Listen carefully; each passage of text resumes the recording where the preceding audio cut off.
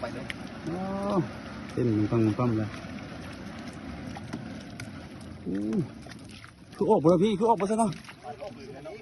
มันต่ำพอที่บ่อหนาวเนาะ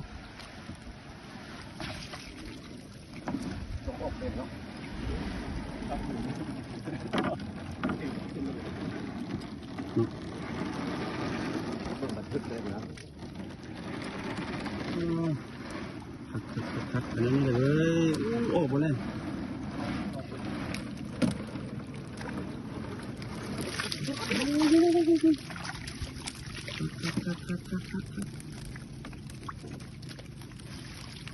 เขาดึงขึ้นไหมครับดึงขึ้นให้ขึ้นเลยเนาะคิดไปเลยคิดไปเลยไปเลยไปเลยเอาอยู่นี่เดียวบดมือดำลงนี่นะ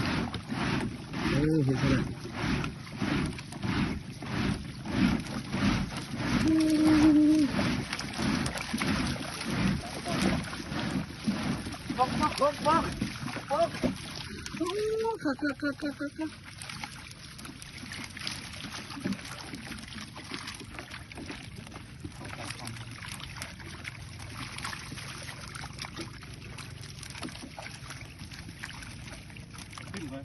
ขึ้นแล้วแต่ก่อน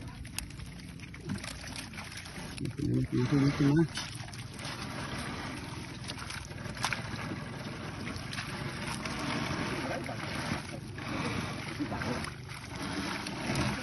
โอ้โห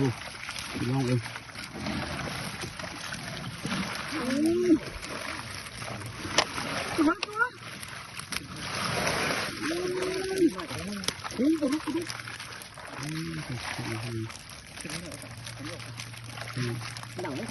ยังบอกทีนี้ก็ต้องทำเทคนิคเลย